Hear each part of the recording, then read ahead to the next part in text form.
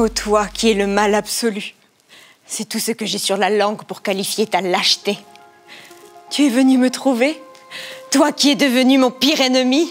Oh, ce n'est ni de l'audace ni du courage que de regarder dans les yeux ceux qui t'aiment après leur avoir fait du mal. Non, le plus grand vice au monde, c'est l'impudence.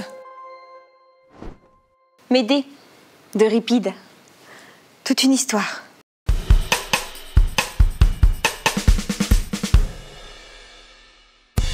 Médée était représentée lors des grandes Dionysies, des fêtes données en l'honneur de Dionysos, lors desquelles on faisait également des petits concours de théâtre. Les Oscars de l'époque, en quelque sorte. La pièce Médée d'Euripide date de 431 avant Jésus-Christ et nous plonge dans l'histoire d'une femme d'une intelligence et d'une passion remarquables.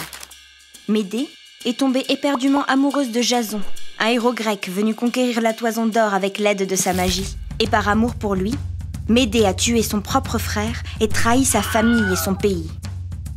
Cependant, après toutes ces épreuves et sacrifices, Jason la quitte pour Égée, fille du roi Créon de Corinthe. Cette trahison déclenche alors la fureur de Médée.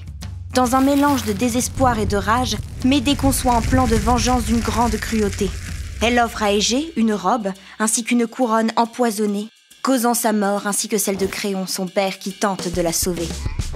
Mais ce n'est pas assez pour Médée.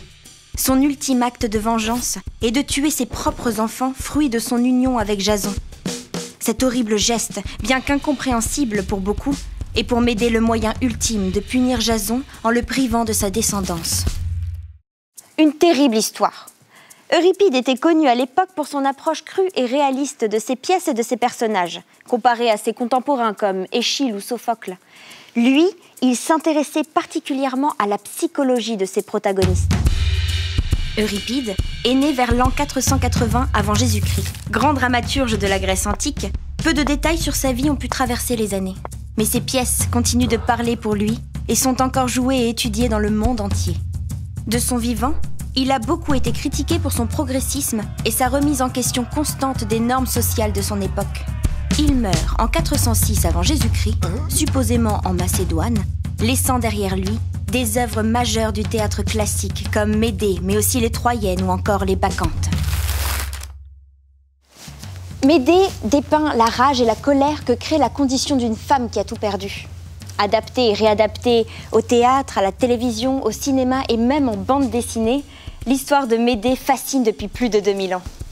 Elle incarne la lutte entre la raison et la passion, les travers où chaque humain peut possiblement tomber s'il est poussé au bout de lui-même.